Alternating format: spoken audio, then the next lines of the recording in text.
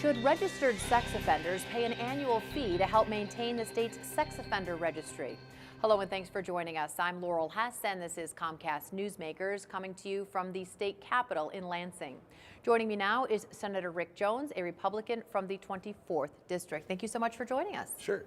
So you are of the mindset that state registered sex offenders should not only pay the fee that they are required to now one time, but if they are going to stay on the registry, and I'm not sure how long that requirement is that they do, you would like to see them pay a fee each and every year.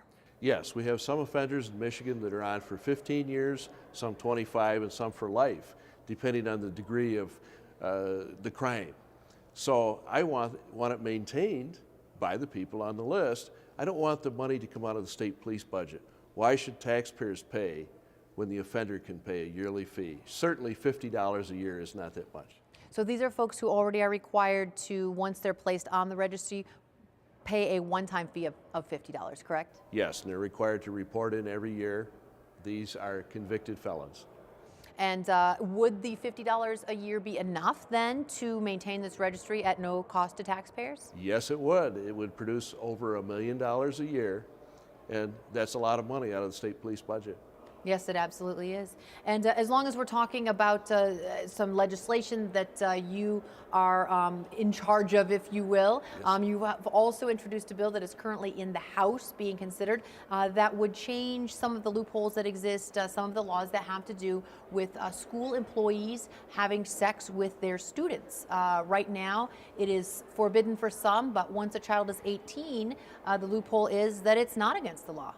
Yes, you know, in Michigan law, when you have power and authority over someone, you may not have consensual relations with them. An example in law would be a prison guard or a jail officer.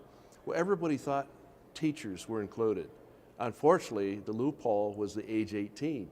Now, many students are still in high school at 18, and so we want to plug that loophole and make sure that it doesn't happen. It has occurred at 3 different times I'm aware of.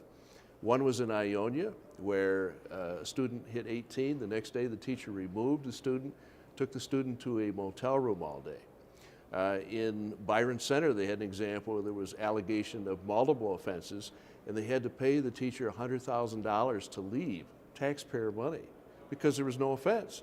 Another one was in Saginaw. Prosecutors Association brought this to my attention. The teacher was giving A's for participation.